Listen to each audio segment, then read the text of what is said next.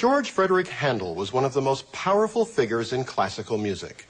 But was he the greatest composer of his time, as Beethoven so passionately proclaimed?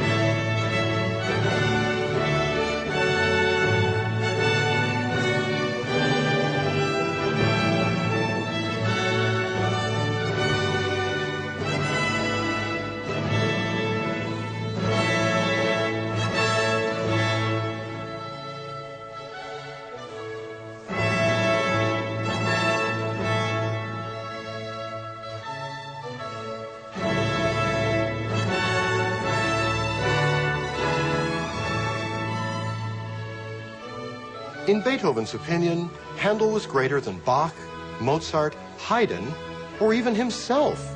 It seems extraordinary that the consummate egotist Beethoven would even suggest that there was someone better than he.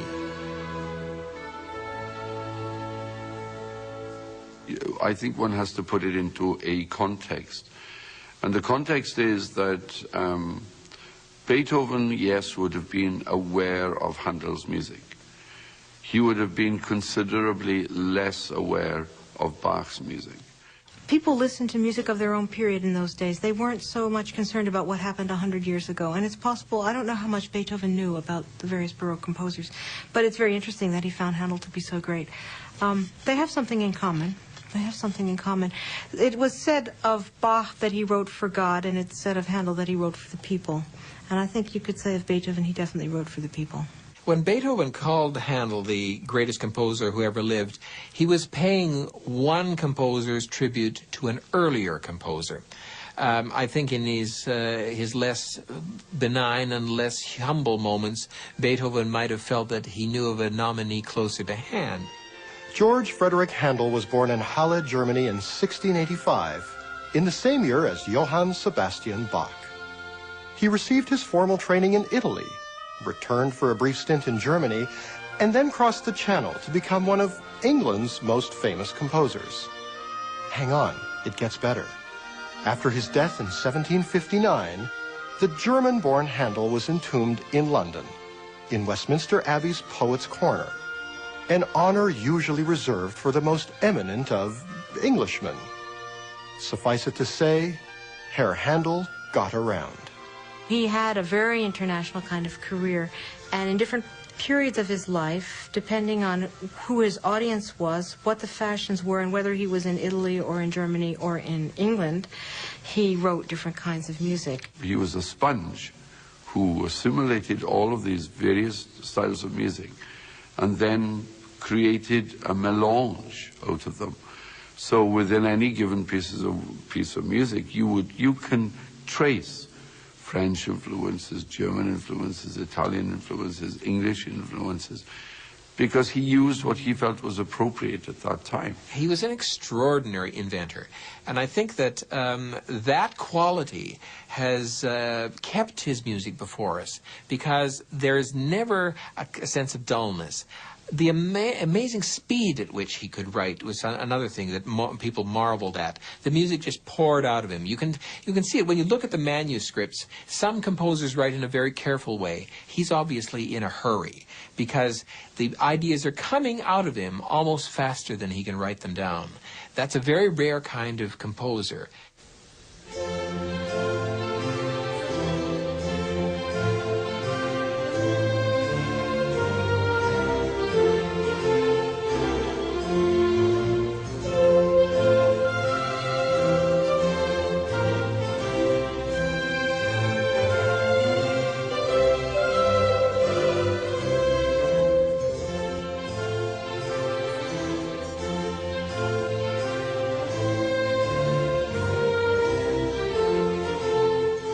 he had a sense of drama, he had a sense of occasion.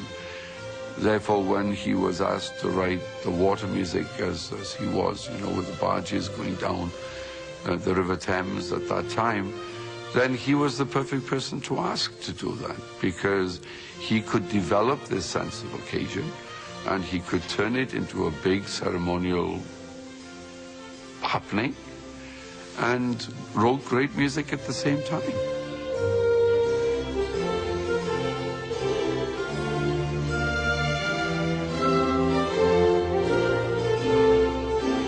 He was practical. That really was his great skill. His employer might come to him with this solemn request to write music that could be heard by the king when he was sailing on his barge on the Thames, and lo and behold, he would write music that could be heard by the king from the musicians going along on a barge alongside. Can you imagine what kind of gig that must have been, to actually have been riding on a barge on the Thames going like that, which is a tidal river. It's not exactly an easy river to ride on. And the king going along in all magnificence. Of course, the musicians would have had to have been in all their best finery, and while you were playing, the boat would be rocking like this, so your reed would be in and out of your mouth.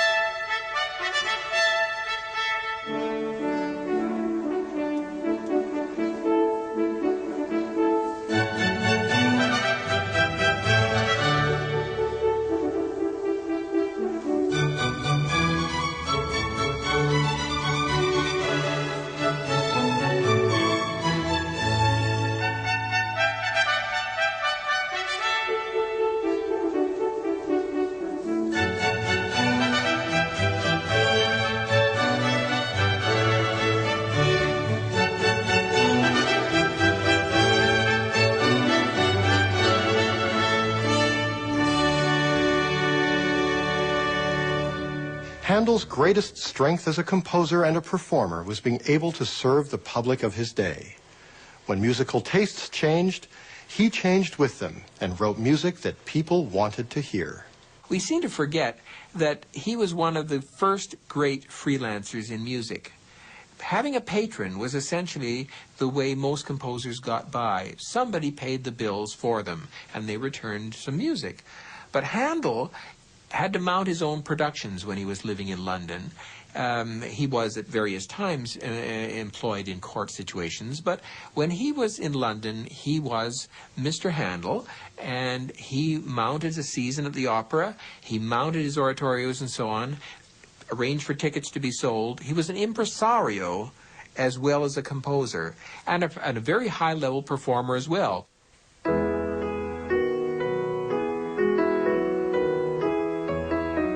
Händel was a brilliant organist, and his improvisational skills were legendary, as are the many anecdotes about his life.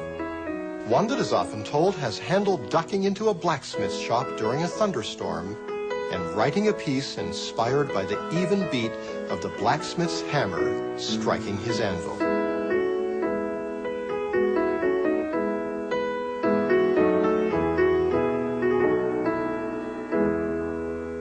He was brought up in an organ environment, church music environment, and to a certain extent an operatic environment in Germany.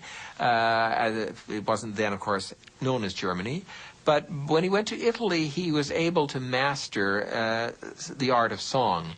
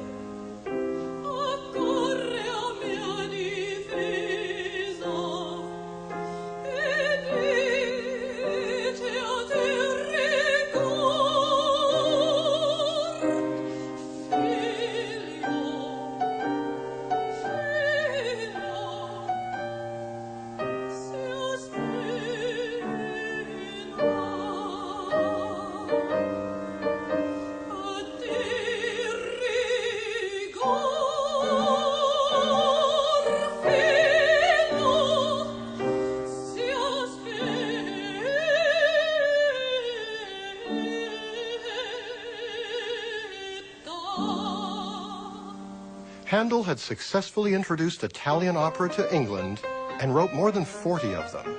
Many are considered masterpieces. One of his most popular operas was Giulio Cesare, based on the story of Julius Caesar.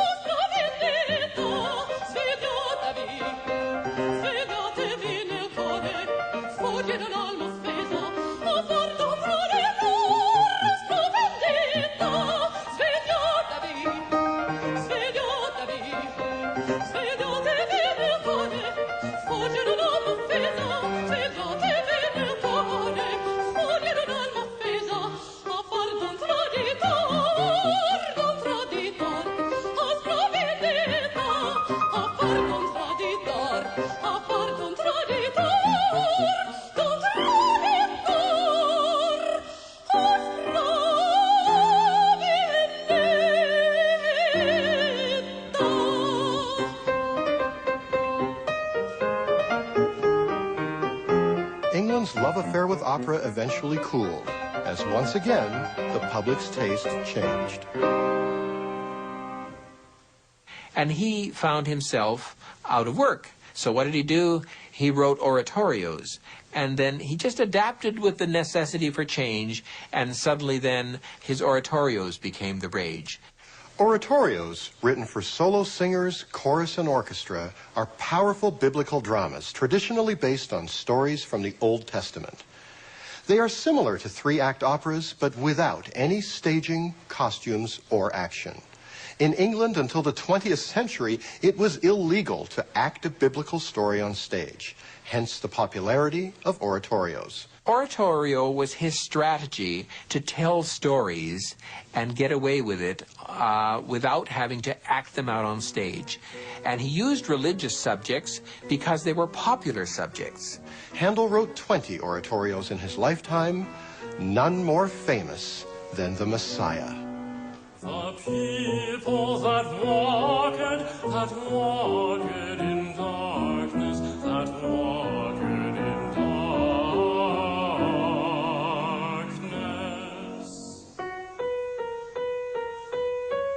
The people that walked in darkness have seen a great light, have seen a great light.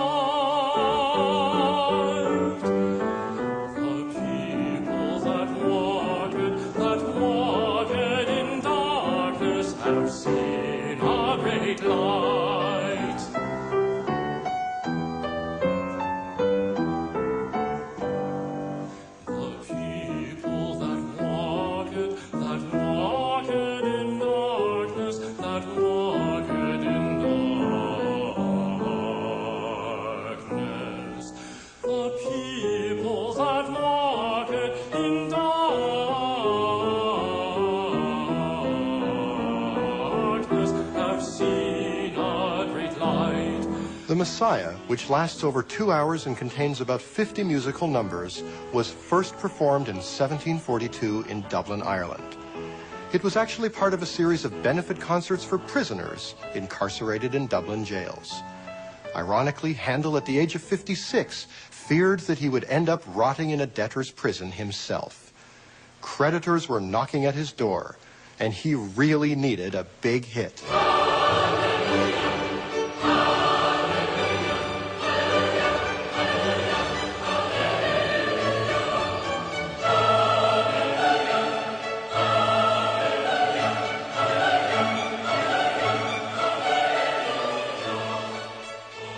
The Messiah's signature piece, the Hallelujah Chorus, has been described as one of the greatest cries of musical triumph ever written.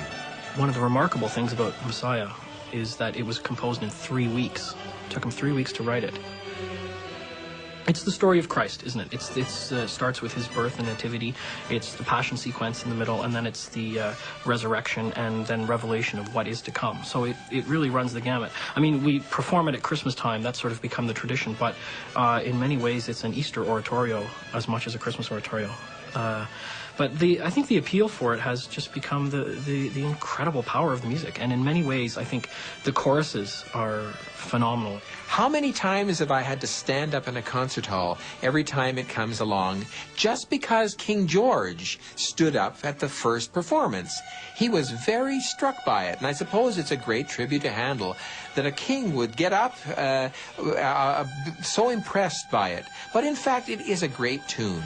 And it is very stirring. And as many performances as I've heard of the Hallelujah Chorus, it never fails to put tingles up and down my spine. I'm not proud of it. I'm not entirely happy that it happens. I don't like to be gotten at so easily by an 18th century composer. But it works. And it obviously works for other people too. People who never listen to an ounce of classical music will go to see Messiah every Christmas. And, you know, it's not Christmas unless they go to Messiah. So I think history has shown us that Messiah is one of the pieces that will probably last forever and go on forever and be performed forever. And I mean, as a performer, I love to perform it. I think it's rewarding to everyone, whether it be the people in the choir, the chorus members, or the soloists, or the people in the orchestra. I mean, I've sung it now how many times, but every time it seems new and exciting. So I think that's, for me, certainly, I think Messiah would probably be one of the main things for which Händel would be remembered.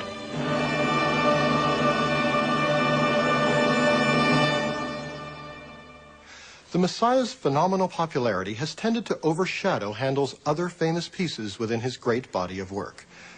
But being known for one defining piece of music is a cross many great composers throughout history have had to bear. It's like the fingerprint for us normal beings. You know, we're recognized just by the fingerprints that we have. The fingerprints for these composers were these exceptional works. I mean, truly, truly, truly exceptional works, which they created. And that's healthy. It's not unhealthy. I think it's a perfectly natural reaction. I think that our culture, we just sort of need to have something to identify somebody with. Somehow it hasn't happened with Shakespeare, has it? There's not one play that stands out as by far the most famous. It's curious, isn't it? But it seems to be the way with music.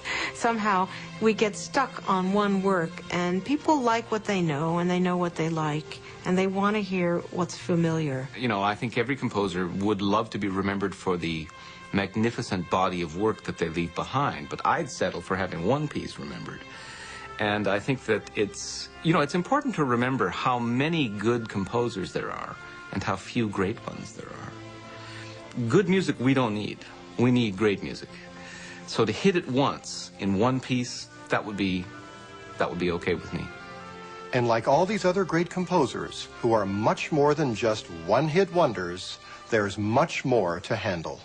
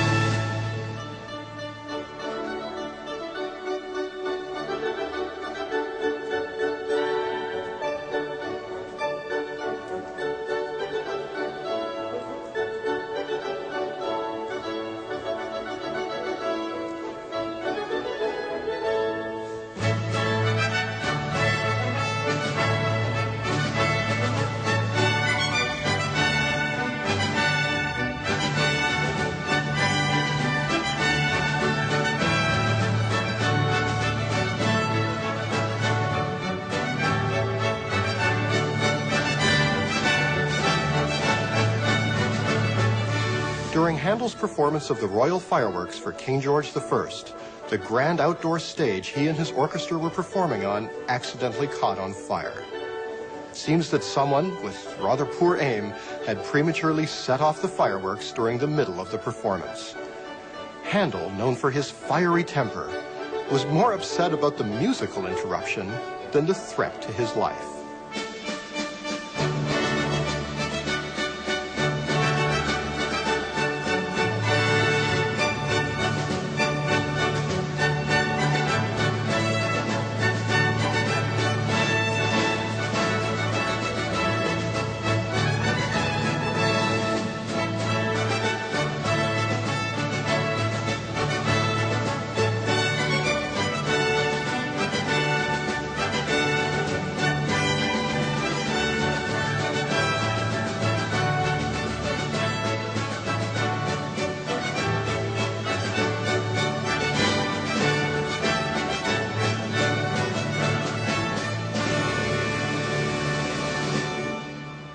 he had a sense of the value of his music to people.